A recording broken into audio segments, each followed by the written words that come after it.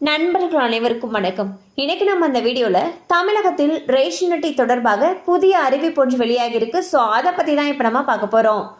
தமிழகத்தில் பொது விநியோக திட்டத்தின் கீழ் ரேஷன் கடைகளில் அரிசி, பருப்பு, பாமாயில் போன்ற பொருட்கள் மலிவு விலையில் வழங்கப்பட்டு வருகின்றன. மேலும் தமிழகத்தில் புதிய ரேஷன் கார்டுக்கு விண்ணப்பித்தவர்களுக்கு இந்த மாதம் முதல் ரேஷன் அட்டை வழங்கப்படும் என்று அரசு தெரிவித்துள்ளது.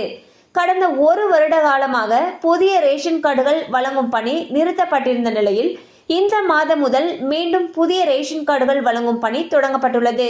இந்நிலையில் புதிய ரேஷன் கார்டு கேட்டு விண்ணப்பித்தவர்கள் விண்ணப்ப நிலையை அறிய விரும்பினால் பொது விநியோகத்துறையின் https://www.tnpds.gov.in என்ற இணையதள பக்கத்திற்கு சென்று மின்னணு அட்டை விண்ணப்ப நிலை என்பதை அழுத்த வேண்டும்.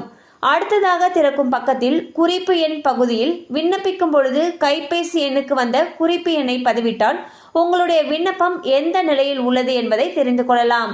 ஸோ பார்த்தீங்கன்னா புதிதாக ரேஷன் கார்டு விண்ணப்பித்தவர்களுக்கு இந்த மாதம் முதல் ரேஷன் அட்டை வழங்கப்படும் சொல்லியிருக்காங்க. அண்ட் உங்களுடைய ரேஷன் கார்டுடைய ஸ்டேட்டஸ் என்ன நிலையில இருக்கு அப்படின்னு தெரிஞ்சுக்கணும்னு நினைச்சீங்கன்னா உணவு வழங்கல் துறையுடைய அபிஷியல் வெப்சைட் இருக்கு இல்லையா, அதாவது www.tnpds.gov.in அப்படிங்கிற இணையதள பக்கத்துக்கு போயிட்டு மின்னணு அட்டை விண்ணப்ப நிலை அப்படிங்கிற பட்டனை பிரஸ் பண்ணணும்னு சொல்லியிருக்காங்க. அடுத்ததாக வரக்கூடிய பக்கத்தில் குறிப்பு எண் பகுதியில் நீங்கள் விண்ணப்பிக்கிறப்ப உங்களுடைய ரெஜிஸ்டர்டு ஃபோன் நம்பருக்கு ஒரு நம்பர் வந்திருக்கும். அதை என்டர் பண்ணீங்கன்னா உங்களுடைய விண்ணப்ப நிலை என்ன அப்படிங்கிறத தெரிஞ்சுக்கலாம்.